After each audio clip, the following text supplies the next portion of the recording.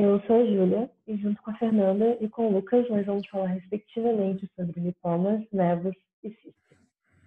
Iniciando aqui sobre os lipomas, que são massas tumorais benignas de origem mesenquimal e são compostos predominantemente por tecido adiposo e vão ser recobertos por uma fina camada fibrosa. O pico de incidência deles é entre os 40 e 60 anos de idade e quando eles se apresentam de forma solitária, eles são mais comuns em mulheres. Já na forma múltipla, vai aparecer mais em homens. Os locais de aparecimento são aqueles que tendem a ter um maior acúmulo de gordura, ou seja, tronco, extremidades do corpo, cabeça e pescoço. Quanto às características, eles vão ser palpáveis, indolores, móveis, vão apresentar uma consistência elástica à palpação e geralmente têm entre 2 e 3 centímetros. Mas isso não quer dizer que eles não possam ser maiores, eles podem atingir 10 centímetros ou mais, que são os que a gente vai chamar de lipomas gigantes. Eles são subcutâneos ou profundos, sendo que os profundos são mais raros, eles apresentam um crescimento lento, metabolismo independente e podem causar sintomas compressivos dependendo da localização, como é o caso desse na imagem, que acaba gerando uma síndrome do túnel do carpo. Quanto à patogênese, ela é de etiologia desconhecida, mas sabe-se que há uma hipertrofia das células induzida por lipogênese e acúmulo de triglicerídeos, e também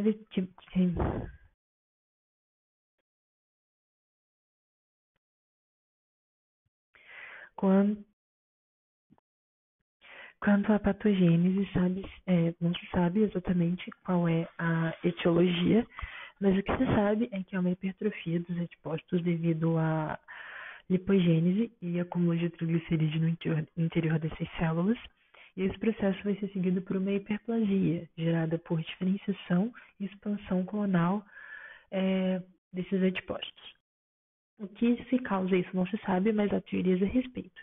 Considera obesidade, dislipidemia, diabetes, a própria síndrome metabólica, que vão estar presentes em indivíduos que já têm um acúmulo de gordura maior, considerando diabetes mellitus do tipo 2, traumas ou infecções, que seriam situações que gerariam uma inflamação do tecido, e a partir dessa inflamação você teria a formação de um lipoma. Existem causas genéticas e também pode ser consideradas causas medicamentosas, que vão ser, no caso, o uso dos inibidores de protease, medicamentos muito úteis no tratamento para o HIV. O diagnóstico ele é clínico, feito a partir do histórico do paciente e as características que você vai ter no exame físico, considerando os que eu já falei, também a ausência de alterações epidermais e tudo mais. Para você complementar esse diagnóstico, você faz os exames de imagem, que são muito importantes para você conseguir diferenciar o lipoma de um lipossarcoma, por exemplo, que já vai ser uma tumoração maligna. E esses exames você pode usar a ressonância magnética, a ultrassonografia e a tomografia computadorizada. Aqui a gente tem a imagem do tumor que causava a síndrome do túnel do carpo, que eu mostrei alguns slides atrás. Aqui a gente tem a mesma massa tumoral feita, registrada com a tomo e com a ultrassonografia, só mostrando um comparativo entre os dois exames. Além disso, você pode fazer o diagnóstico histológico através da biópsia, que assim que você, fizer a retirada, tirar alguns fragmentos do tecido, você pode mandar para análise do patologista. E aí o que se espera desse diagnóstico é que ele tenha no laudo adipócitos maduros, que ele seja lobulado, tenha a presença de uma cápsula fibrosa e não tenha atipia nuclear e nem figuras mitóticas, que no caso seriam características de uma lesão maligna e, como a gente disse, uma lesão benigna. Além disso, ele pode mostrar outras características dessa massa, de outras predominâncias de outros tecidos, além do tecido adiposo. Então, ele pode ter no meio fibras, vasos sanguíneos, e isso tudo vai vir nessa classificação histológica. Segundo a Organização Mundial da Saúde, existem 9 tipos de massas tumorais de tecido adiposo benignas, além do lipoma, mais 8. Eu vou falar sobre elas.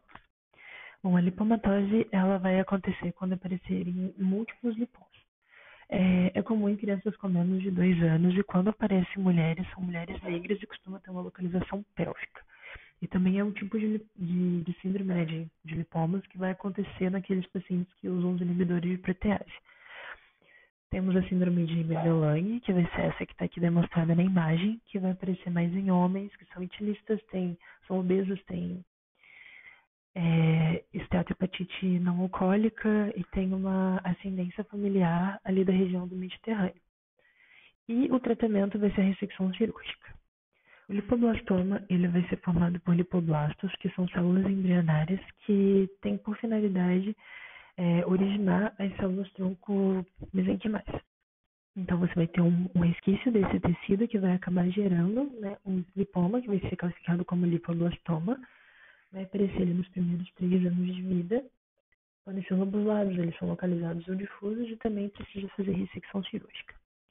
Os angiolipomas são casos assim, de tumores profundos, geralmente eles são profundos, são nódulos subcutâneos de adipócito que vão ter junto com eles vasos sanguíneos, acomete mais mulheres jovens e está muito relacionado à esclerose tuberosa. E a complicação principal, por ele ter vasos sanguíneos, vai ser hemorragia e uma das cirurgias de retirada mais utilizadas vai ser a embolização da arterial seletiva. Os miolipomas vão ser tumores de músculo liso com tecido adiposo, eles são mais raros e acometem mais mulheres adultas. Os lipomas condroides, eles vão ter lipoblastos, adipócitos, matriz condroide, aparecem geralmente em joelhos, cotovelos, são raros, acometem mais mulheres adultas e têm entre 2 e 7 centímetros. Os hibernomas, eles vão ser tumores de bordura marrom, são mais raros, e 60% deles aparecem com pessoas entre 30 e 40 anos de idade. A lipomatose dos nervos, ela vai acometer mais o nervo mediano, principalmente, né? Então, ela vai ser mais comum no trajeto dele, assim, antebraço, punhos e mãos. São tumores originados da bainha neural, que podem ser estrínticos ou intraneurais. Causam dores, diminuição do movimento, sensibilidade, pode causar macrodactilia, ou seja, sintomas compressivos e déficits neurológicos. E o tratamento vai ser retirada cirúrgica e é uma retirada complicada e delicada justamente pela localização desses tumores. O lipoma espinocelular, ele vai ter tecido adiposo envolto por fibras de colágeno, é comum em homens de meia idade e acomete mais pescoço, costas e ombro. E, de acordo com os relatos de casos que eu li, um dos métodos mais utilizados para a retirada dele, principalmente quando localizado na coluna, vai ser cirurgia com laser. Os principais diagnósticos diferenciais, então, do lipoma, como já tinha citado um pouco anteriormente, vai ser o lipossarcoma, que é muito importante a gente fazer o exame de imagem para diferenciar. O lipossarcoma, ele é um tumor maligno raro, assim, representa menos de 1% das neoplasias malignas. Ele aparece geralmente em membros inferiores e é um tumor com grandes chances de recidiva. E, além disso, ele faz muita metástase para pulmões. O outro diagnóstico diferencial importante vai ser o cisto epidérmico, que vai ser quando você tem um acúmulo de sebo no subcutâneo. E ele tem uma retirada bem simples, ambulatorial mesmo. O neurofibroma, eles vão ser tumores de células neurológicas que você vai conseguir diferenciar principalmente pela ectoscopia, considerando que o lipoma ele não vai causar alterações dermatológicas e o neurofibroma vai, então logo ali na ectoscopia você já consegue suspeitar e fazer a diferenciação. O tratamento. Para o tratamento você leva em consideração os sintomas, a localização e o quanto que incomoda a estética do paciente. Se forem tumores pequenos, numa localização que não cause nenhum sintoma compressivo, nenhum sintoma neurológico, que seja superficial, que seja pequeno, você pode fazer um acompanhamento clínico. Caso não, que ele tenha maior do que 10 centímetros, cresça muito rápido, seja doloroso, seja fixado nos tecidos ali em volta, esteja em tecidos profundos, apresente sinais de malignidade ou sintomas compressivos, tenha grande chance de sangramento, enfim, leve a alterações funcionais e incomode a estética do paciente, você pode partir para um tratamento cirúrgico. Mas antes de falar do tratamento cirúrgico, tem alguns métodos que são não invasivos. Um deles é o uso de beta-2 agonista, que eles vão aumentar a lipólise adrenérgica. Então, digamos que esses tumores eles não vão diminuir, mas a chance deles aumentarem é menor. E também tem os agentes lipolíticos, como fibrases, lectina e injeção subcutânea de fosfatidilcolina, que pode ser uma injeção local. que são utilizados, há relatos, mas eles têm uma eficácia considerada como duvidosa. E um outro tratamento não invasivo que às vezes as pessoas consideram seria perder peso. Seria importante para todas as síndromes e comorbidades que esse paciente possa vir a ter, no caso dos obesos, diabéticos e os que têm síndrome metabólica, mas para o linfoma em si não é muito efetivo, porque a gente tem que considerar que essas células elas têm um metabolismo próprio. Então elas vão, se tiver que continuar crescendo, elas vão continuar crescendo. A retirada cirúrgica você pode fazer por enucleação, que no caso você vai fazer quando forem lesões bem pequenas. Você faz a abertura e incisão sobre o lipoma de 3 a 4 milímetros bem pequenininha, faz a retirada com auxílio de uma coreta e não precisa suturar. E tem uma cirurgia convencional que você faz geralmente por uma incisão fusiforme, que é essa que está demonstrada aqui na figura, com essas pontinhas mais achatadas, faz isso sobre o lipoma, abre respeitando as linhas de força da pele e tudo mais, faz a retirada dele. Pode usar, enfim, uma pinça, uma tesoura ou a ponta... A ponta não, é a pinça homeostática, faz a retirada, fecha todo o tecido subcutâneo com pontos em U invertidos, usando fio absorvível e faz a sutura do tecido subcutâneo com fios monofilamentares. Pode ser usada também a técnica a laser, dependendo da localização, e também pode ser feita a lipoaspiração, que vão ser procedimentos invasivos, feitos só em tumores superficiais. Tem que ser benignos, claro, né? Quando são grandes e quando você tem uma chance de deformação cicatricial grande devido à localização, por exemplo, devido ao tamanho desse tumor também. O problema da lipoaspiração é que você não consegue garantir que você vai tirar 100% dessa massa, e com isso você acaba aumentando um pouco a chance de recidiva, que é algo que você já não tem tanta chance de acontecer numa cirurgia convencional. Os nevos são proliferações melanocíticas benignas da pele, que podem estar presentes ao nascimento, serem congênitos, ou então surgirem durante a infância, os adquiridos. Como você pode ver nesse fluxograma, os adquiridos se dividem então em típicos, atípicos ou displásicos e os variantes, os principais sendo os com halo, os azuis, o de Spilos, de Spitz e de Otta. Para fazer um diagnóstico de um nevo, um exame físico bem feito e detalhado é essencial, usando a regra do ABCDE, que mensura a assimetria, bordas, coloração, diâmetro e evolução da lesão. Para avaliar com mais detalhes e afastar suspeitas de malignidade, frequentemente usa-se a dermatoscopia. Especificamente sobre os melanocíticos típicos. São uma neoplasia benigna de células névicas melanocíticas em forma de máculas, pápulas ou nódulos, adquiridos, ou seja, não congênitos, circunscritos, sempre com menos de 1 centímetro de diâmetro. Surgem no início da infância, alcançam seu estágio máximo no adulto jovem. Há uma lenta e gradual evolução e fibrose das lesões, até que aos 60 anos, maior parte deles já desapareceu. Eles são assintomáticos, mas prurido pode acompanhar seu crescimento. Porém, se a lesão for persistentemente pruriginosa, isso exige mais atenção, pois pode ser um sinal precoce de transformação maligna. É uma das neoplasias benignas adquiridas mais comuns em indivíduos brancos. Em negros já é mais raro. Afro-americanos e asiáticos têm mais nevos palmares, plantares e ungueais. A classificação deles é feita segundo o nível histológico de grupos de células névicas, ou seja, de acordo com seu estágio de evolução. Os nevos juncionais estão no lado epidérmico da membrana basal. São lesões bem pigmentadas, de tonalidade marrom a preto, planos, simétricos, com bordas lisas e irregulares. Os nevos compostos já têm suas células névicas invadindo a derme papilar. Logo, há ninhos de células névicas tanto na epiderme como na derme. Conforme eles vão penetrando na derme, vão perdendo sua capacidade de formar melanina. Assim, são pigmentados também, mas um pouco menos, e já são mais elevados.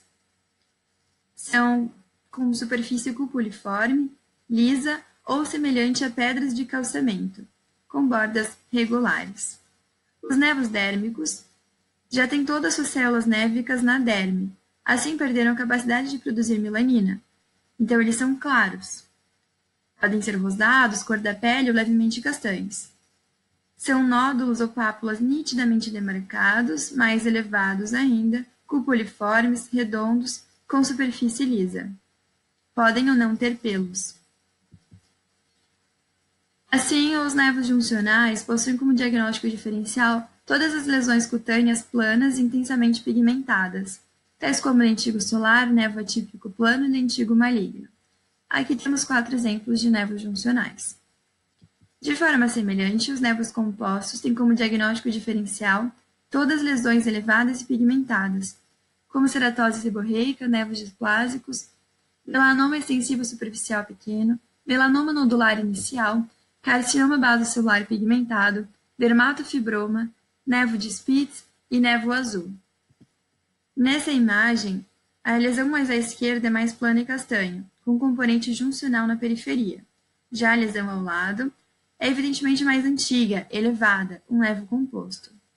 Nessa outra imagem, com a lesão no supercílio, ela é uma lesão cupuliforme, bem definida, intensamente pigmentada, semelhante a pedras de calçamento.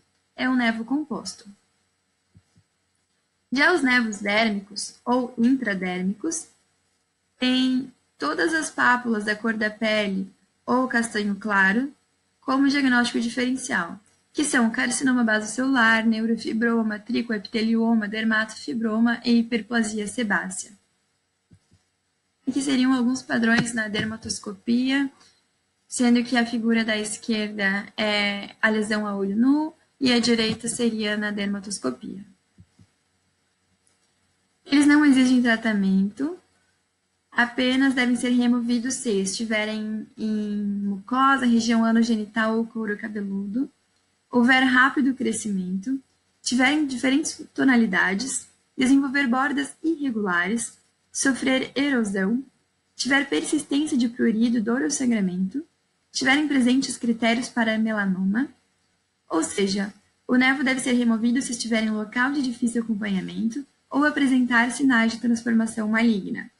Também frequentemente a remoção por questões estéticas. Havendo qualquer indicação de remoção, o névoa deve ser excisado para diagnóstico histológico. Além disso, não há consenso sobre a melhor forma de exérese. Entretanto, grande parte dos dermatologistas opta por shaving, salserização, ou então por excisão em elipse seguida de sutura. A primeira técnica é a retirada da lesão cortando-a paralelamente à pele, usando uma lâmina de bisturi ou tesoura. Já o segundo procedimento é uma retirada da pele em torno da lesão em forma elipsoide, permitindo retirar até a hipoderme, necessitando então depois de sutura. Os névoos melanocíticos com halo, também conhecidos por leucodermia centrífuga adquirida de Sutton. É um névoa circundado por um halo de despigmentação ou leucodermia, causada por diminuição na melanina dos melanócitos da junção dermoepidérmica ou desaparecimento desses. Essa apoptose das células névicas em melanócitos ocorre por um mecanismo autoimune, celular e humoral. Há uma prevalência de 1% na população, sendo que ocorre de modo espontâneo, especialmente em pacientes com vitiligo. Acomete mais crianças e adultos jovens, principalmente no tronco. Podem se encontrar em 3 estágios: um halo branco ao redor de um névoa pré-existente, precedido de eritema, desaparecimento do névoa em meses a anos, e depois uma repigmentação do halo. Na figura à esquerda, tem-se um névoa juncional circundado por um halo hipomelanótico, quase branco, e na figura ao lado, tem vários névoos melanocíticos juncionais circundados por halo eritematoso. Os névoos azuis, também chamados de neuronévoa azul ou melanocitoma dérmico. É uma pápula ou nódulo de consistência firme, coloração azul escuro cinza ou preto, bem demarcado. Ao contrário do halo, ele é uma proliferação de melanócitos produtores de melanina. Esses melanócitos originam-se dos melanoblastos detidos durante a sua migração a partir da crista neural no período embrionário.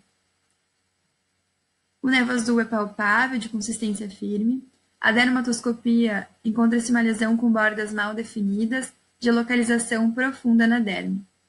Podem ser divididos em névoa azul comum, névoa azul celular e névoa azul combinado. Como diagnóstico diferencial, pensar sempre em melanoma nodular. O névoa azul comum e o névoa azul combinado sempre terão um diâmetro menor que 1 centímetro e serão benignos, sem necessidade de tratamento. Mas se tiver alguma dúvida do seu diagnóstico, tem que fazer uma excisão. Na imagem de cima tem o névoa azul comum, na imagem de baixo à esquerda um névoa azul combinado e à direita um névoa azul celular. Esse, o celular, é maior, irregular e com raríssima tendência a se tornar maligno. Mas, apesar de rara como existe essa tendência, eles devem ser excisados, para excluir a possibilidade de melanoma. Aqui, então, o padrão dele na dermatoscopia. Os névos espilos. Eles estão presentes em 3% dos indivíduos de raça branca. É uma mácula pigmentada marrom clara, de área extensa, variando de poucos centímetros a até mais que 15 centímetros, preenchida por pequenas máculas ou pápulas de 2 a 3 milímetros, marrom escuras, dispersas no seu interior. A lesão pigmentada macular seria um aumento de melanócitos. As lesões planas ou elevadas dispersas consistem ou em névoas juncionais, ou em névoos compostos, ou em névoos displásicos. Sua etiologia ainda é desconhecida. Como diagnóstico diferencial, considerar lentigo, névoos melanocíticos típicos e melanoma. A prevenção e detecção precoce são mandatórias. Por isso, é muito importante a vigilância clínica regular e dermatoscopia de lesões de maior risco. A excisão profilática não está indicada. A biópsia incisional é reservada apenas para lesões suspeitas. Névos de Spitz, também chamados de névoa de Reed. Acomete todas as raças e idades, mas em especial crianças menores de 10 anos, que representam 1/3 dos pacientes. É um pequeno nódulo com diâmetro menor que 1 centímetro, benigno, cupuliforme ou relativamente plano, redondo, bem delimitado, sem pelos, de coloração rosa, vermelha ou castanha, consistência firme e com crescimento rápido recente. Ocorre por uma hiperplasia da epiderme e dos melanócitos e por uma dilatação dos vasos capilares, levando a uma mistura de células epitelioides grandes e células fusiformes volumosas. Como diagnóstico diferencial, então, considerar granuloma piogênico, hemangioma, molusco contagioso, xantogranuloma juvenil, mastocitoma, dermatofibroma, névoa melanocítico, névoa displásico e melanoma nodular. Para a confirmação do diagnóstico, é necessário um exame histológico com um histopatologista bem experiente, pois histologicamente eles são muito semelhantes a um melanoma, apesar da sua benignidade.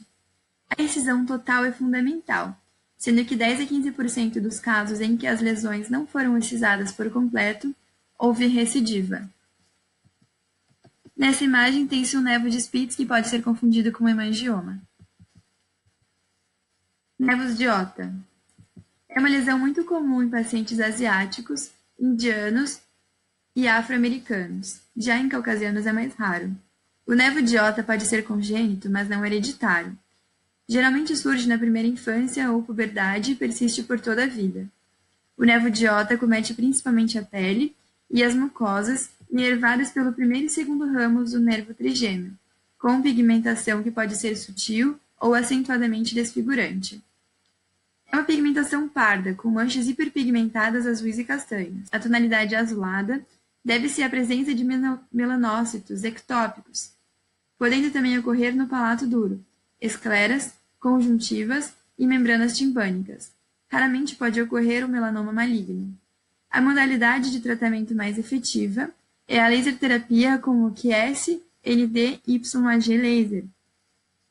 Também foram descritas alguns outros procedimentos, como cirurgias, eletrocirurgia, dermabrasão, crioterapia e peeling, todos com respostas insignificantes ou então com grandes complicações. Os nevos adquiridos atípicos ou displásicos. Eles estão presentes em pacientes com múltiplos nevos melanocíticos ou então, mais raramente, podem estar isolados. Diversas sua nomenclatura, como nevo BK, nevo de Clark ou nevo com desordem arquitetural. Geralmente aparecem na puberdade e prevalecem em indivíduos jovens.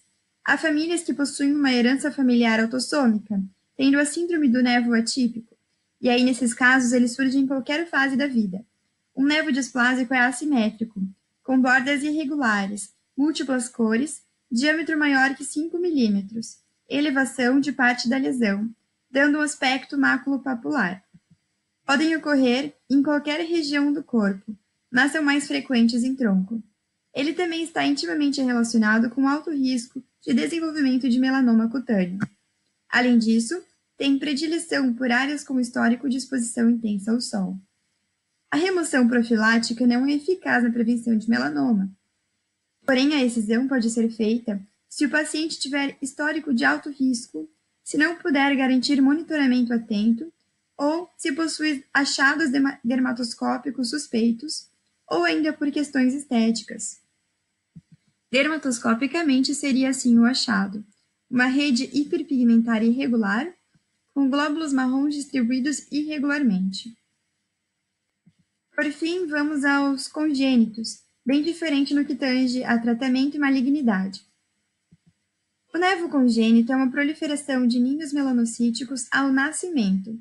Histologicamente, há uma disseminação de células névicas, estendendo-se para a derma profunda, podendo envolver tecido subcutâneo, fáscia, músculos e outras estruturas subjacentes. Além disso, podem ser encontrados receptores de estrogênio e progesterona. Estão presentes em 1 a 6% dos neonatos. Os nevos congênitos estão fortemente associados com risco de desenvolver melanoma, com maior risco de ocorrência e diagnóstico dificultado nos gigantes. As lesões podem ser lisas ou elevadas, com coloração uniforme, variando entre castanho claro a escuro, com bordas regulares, podendo ou não ter pelos. Eles são divididos pelo tamanho: os pequenos com diâmetro menor que 1,5 cm, médio com diâmetro entre 1,5 cm e 19,9 cm, e gigante a partir de 20 cm. Em relação aos gigantes, especificamente, eles são muito raros, com uma prevalência de 1 para 20 mil a 1 para 500 mil nos neonatos. Mas apesar de serem assim raros, eles merecem destaque por serem desafiadores em seu tratamento, tanto da perspectiva estética quanto funcional. Eles podem acometer o sistema nervoso central, sendo que 1/3 dos pacientes com tal acometimento são assintomáticos, com depósito de melanina encontrados na pia mater visto a exame de imagem, enquanto os outros 2/3 dos casos são sintomáticos. Os sintomas manifestados podem estar relacionados ao desenvolvimento de melanoma do sistema nervoso central ou à melanocitose neurocutânea, que é basicamente o excesso de melanina nas meninges. Sintomas esses como convulsões, déficits neurológicos focais e aumento da pressão intracraniana. Além disso, se a lesão estiver em coluna vertebral, é comum que tenha também mielomeningocele ou espinha bífida. Em todos os tamanhos de nevo congênito, o acompanhamento clínico frequente é fundamental, sendo necessário também que se evite exposição solar sem fotoproteção, e orientar os pais dos pacientes a observar sinais de transformação maligna. Diferentemente dos nevos adquiridos, diversos tratamentos cirúrgicos e não cirúrgicos foram propostos. Devido ao alto risco de transformação maligna, a excisão profilática é recomendada, e em nevos melanocíticos congênitos gigantes, deve ser feita precocemente, entre os 10 e 14 meses de vida. Dentre os métodos não cirúrgicos, destaca-se a aplicação tópica de ácido nítrico, fenol, neve carbônica, eletrodessecção, irradiação, dermabrasão e laser terapia, com Rubic switch ou dióxido de carbono. Porém, esses têm como desvantagem a impossibilidade de avaliação histológica da célula névica. Entre os cirúrgicos, destacam-se a ressecção com retalhos ou enxertia de pele, ressecções parceladas e o uso de expansores nas regiões saudáveis adjacentes. É fundamental que as intervenções cirúrgicas sejam bem planejadas, pois na verdade necessitam de múltiplas intervenções.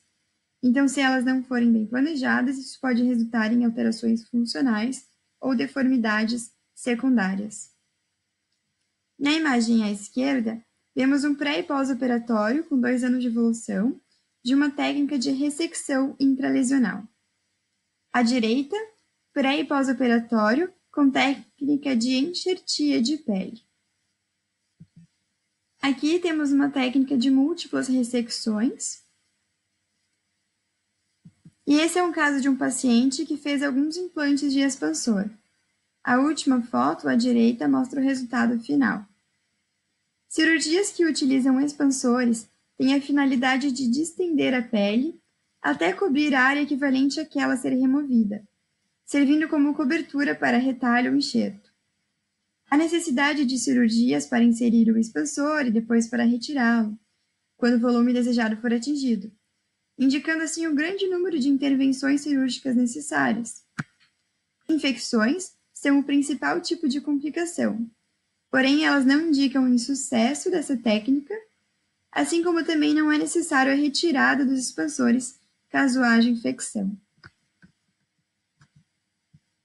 Olá, meu nome é Lucas e eu vou falar um pouco de cistos. Os cistos têm basicamente como etiologia trauma, infecções. Ai, que ódio, não!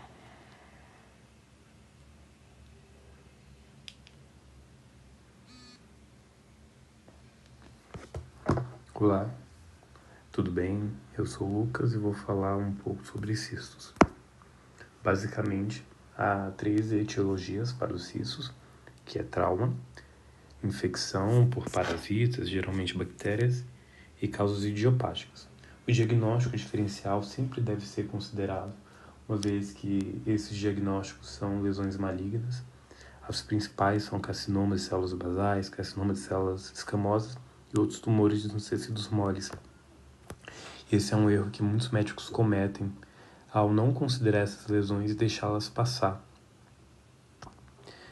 Como epidemiologia, em um estudo feito com 2.077 pacientes, foi visto que a maior parte dos pacientes possuíam uma idade entre 31 aos 60 anos e que a distribuição entre os gêneros, masculino e feminino, variava muito conforme o tipo de cisto.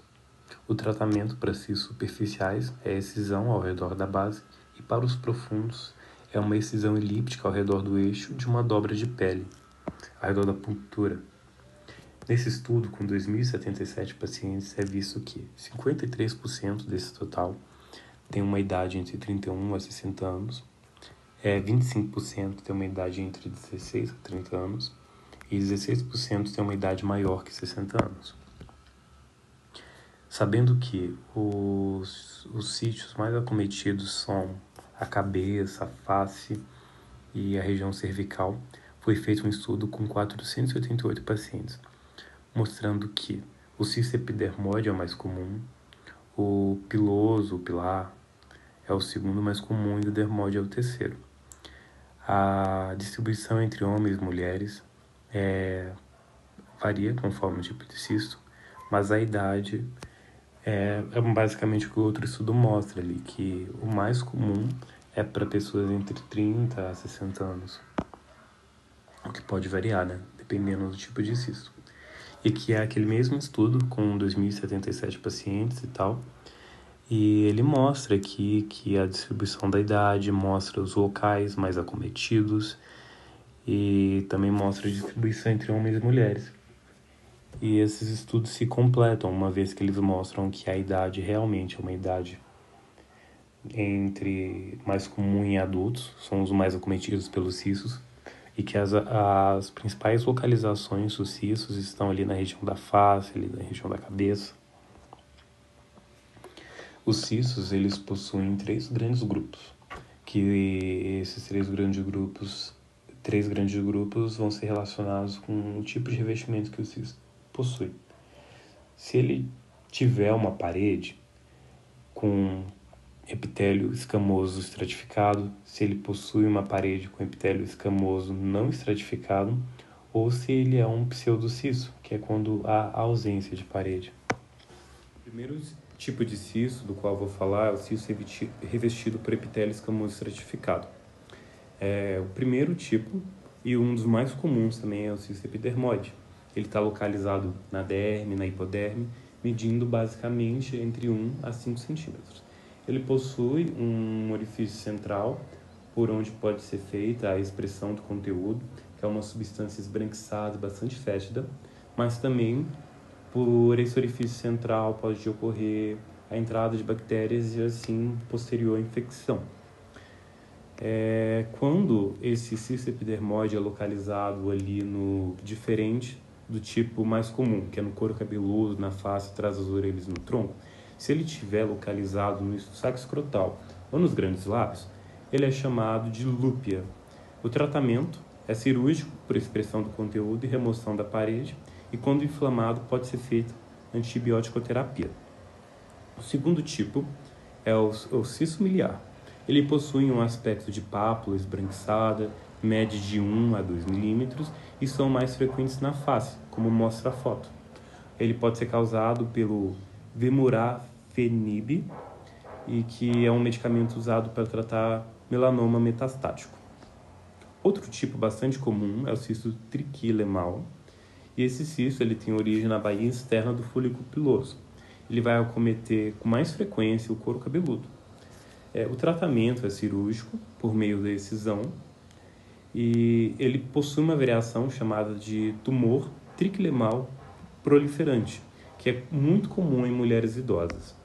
Aí aqui é uma imagem representando o cisto triquilemal. Ele tem esse aspecto bem típico, característico, e o tratamento dele é uma cirurgia que é feita com grande facilidade. Também possuímos os cistos foliculares, que são originados de diferentes regiões do folículo. Por exemplo, da região ali do infundíbulo, nós podemos ter os cistos epidermoides, os miliares e os velos, como já falamos desses dois primeiros. No ducto da glândula sebácea há o estocitoma, e na baía externa do pelo há o cisto triquilemal. O esteatocitoma múltiplo ele é composto por numerosos cistos, medindo de 1 a 3 centímetros, e como a imagem mostra, ele acomete bastante o tronco. Ele também pega membros superiores e pode também acometer a axila. Outro tipo bastante comum de cisto é o cisto pilonidal. Ele é muito comum em homens exurtos, que seria homens peludos, e ele acomete a região coxígea ou glútea superior, e sob o aspecto de uma lesão inflamatória e dolorosa. Outro tipo é o cisto e a fístula pré-auricular. Eles possuem um aspecto unilateral e geralmente localizado na orelha direita. Outro tipo bastante comum de cisto é o cisto revestido por epitélio escamoso não estratificado. E o primeiro tipo de cisto desse tipo é o cisto na linha ráfea mediana do pênis. Esse cisto afeta a superfície ventral do pênis, próximo à glande, e é comum em jovens e adultos. Ele decorre de alterações do desenvolvimento do epitélio uretral. Outro tipo é o cisto do ducto tireoglosso. Ele acontece basicamente quando na descida da tireoide, ali da base da língua para a região do pescoço, essa tireoide embrionária, por assim dizer, ela deixa resquícios que ao decorrer do tempo vai se transformando em cistos. E ali na juventude ou durante a infância pode vir a desenvolver um cisto. Outro tipo é o cisto da fenda branquial. Ele também é uma alteração embrionária.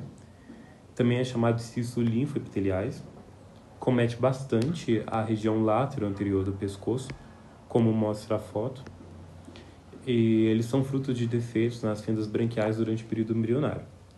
Há o cisto do primeiro arco, que revela-se na infância e que corresponde a cerca de 90% dos casos descritos em pessoas com menos de 10 anos. O outro tipo é o cisto do segundo arco.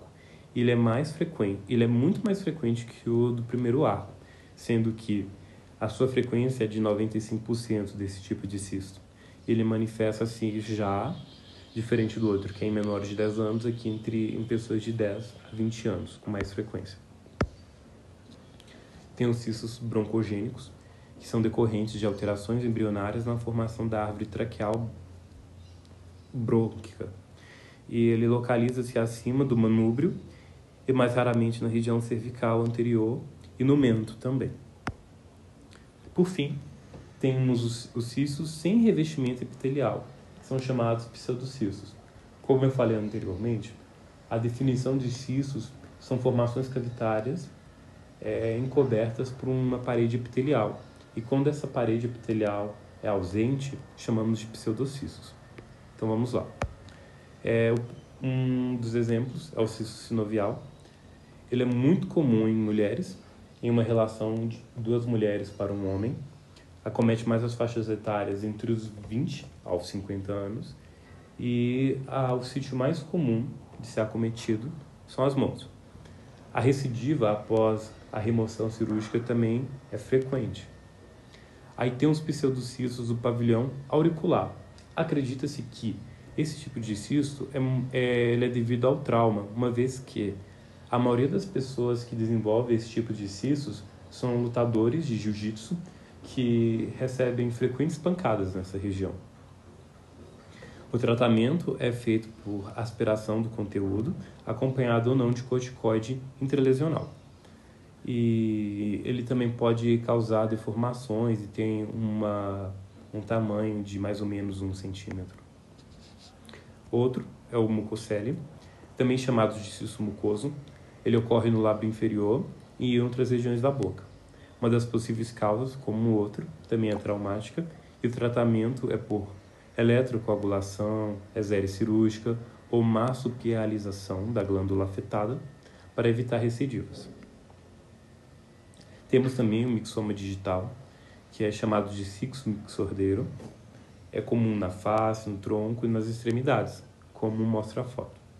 Ele pode causar deformidades na unha, que ela adquire um aspecto meio que sulcado. Agora vamos à conclusão.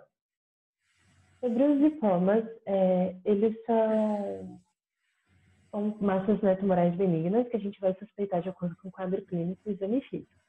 Tendo feito isso, a gente pode utilizar exames de imagem para confirmar o nosso diagnóstico e diferenciar principalmente de liposarcoma. Feito isso, tendo confirmado a suspeita de lipoma, a gente pode partir para o acompanhamento clínico ou retirada cirúrgica.